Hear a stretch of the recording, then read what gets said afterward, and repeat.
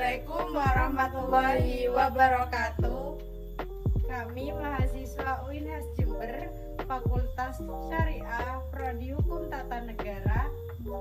Perkenalkan, nama saya Fahmi Firlianti, akhiran NIM 25, dan rekan saya Lailatul Qomaria, akhiran NIM 38, akan menjelaskan tentang sebab-sebab hukum harus ditaati untuk tugas akhir semester mata kuliah pengantar ilmu hukum oleh Bapak Helmi.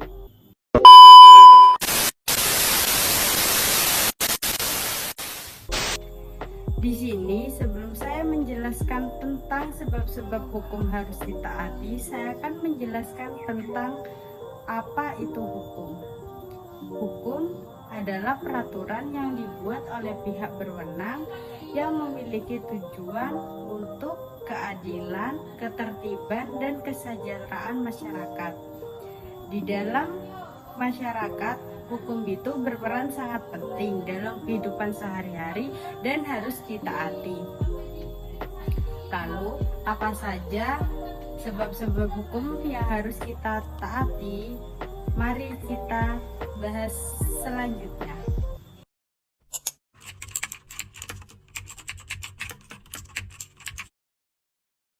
Baik, yang pertama saya akan menjelaskan tentang hukum menjaga ketertiban dan stabilitas sosial.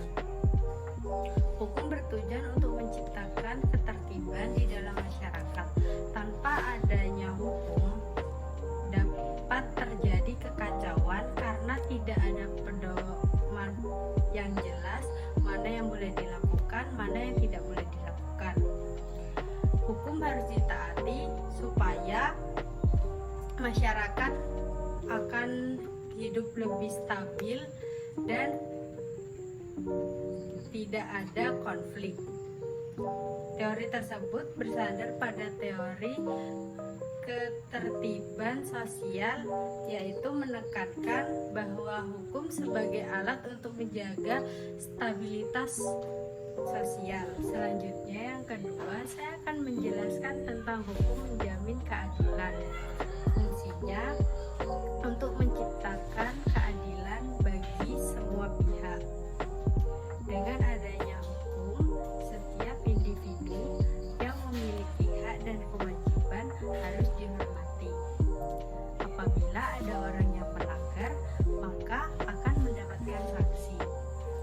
Teori tersebut bersandar pada teori keadilan yang menyatakan bahwa seseorang harus memiliki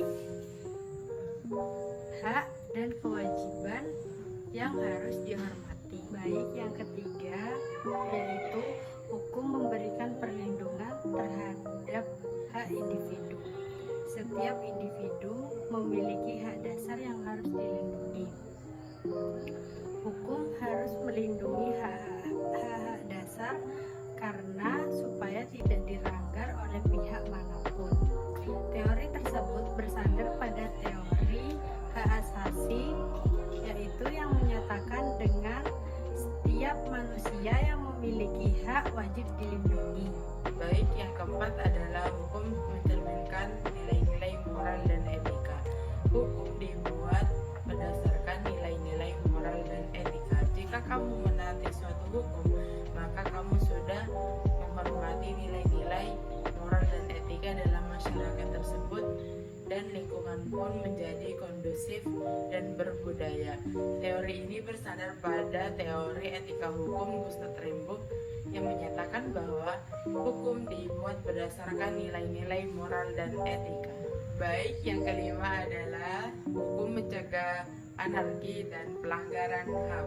Jika tidak ada hukum, maka setiap individualisme atau seseorang akan melakukan semena-menanya tanpa memikirkan perilaku yang mereka perbuat akan merugikan orang lain atau memberikan suatu korban. Jadi, adanya hukum sangat butuh dan harus ditaati benar-benar oleh masyarakat, negara ataupun wilayah tersebut. Teori ini bersandar pada teori kedaulatan hukum atau rule of the law yang menyatakan bahwa hukum adalah suprematisme tertinggi yang mencegah kekacauan dan pelanggaran HAM yang ada di negara tersebut. Baik, memasuki yang terakhir, yang nomor 6 adalah sanksi sebagai alat penegak hukum. Di mana ada hukum, di situ ada sanksi. Di mana ada sanksi, di situ ada hukum. Jadi, sanksi berfungsi sebagai efek jera bagi para pelaku atau calon pelaku yang melakukan pelanggaran yang berkelanjutan. Dan teori ini bersandar pada teori hukuman atau deterrence yang menyatakan bahwa sanksi berfungsi sebagai efek jera bagi para calon pelaku dan pelaku yang melakukan pelanggaran hukum. Jadi jangan sampai kalian melanggar suatu hukum.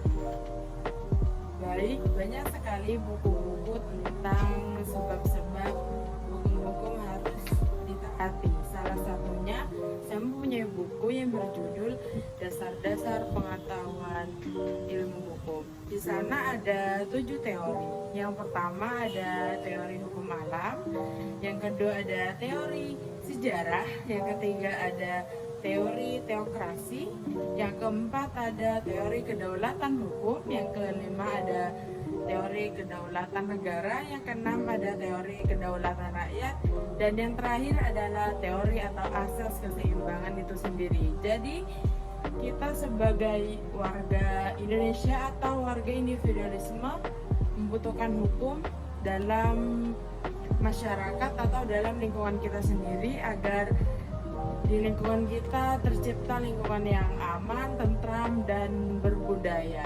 Jadi jangan lupa kalian mentaati semua hukum yang ada atau yang sudah tertulis di lingkungan kalian dan di negaranya. Baik, selanjutnya di sini saya akan menjelaskan tentang contoh perilaku yang mencerminkan kita terhadap kepatuhan hukum tersebut. Yang pertama, apabila kita berkendara, kita wajib menggunakan helm karena untuk menjaga keselamatan kepala kita. Yang kedua, kita harus mematuhi rambu-rambu lalu lintas dan tidak boleh dilanggar. Yang ketiga, kita harus membayar pajak tepat waktu agar dapat membangun proses pembangunan. Yang ketiga, kita harus menghargai pendapat orang lain karena kita tidak boleh melakukan kekerasan terhadap seseorang.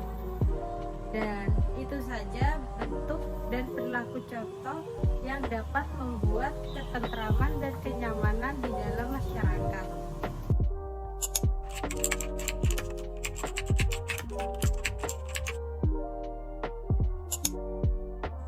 Baik, dari penjelasan rekan saya dan saya disimpulkan bahwa hukum harus ditaati karena hukum itu berperan penting dalam menciptakan ketertiban dalam masyarakat serta mengurangi suatu kekacauan yang berada di negara tersebut. Jadi jika kamu mentaati suatu hukum, maka kamu sudah berkontribusi untuk menjadikan suatu negara atau masyarakat tersebut menjadi masyarakat yang aman, sejahtera, dan memiliki ketertiban yang sangat tinggi. Sekian penjelasan dari kelompok kami, kurang lebihnya mohon maaf. Wassalamualaikum warahmatullahi wabarakatuh.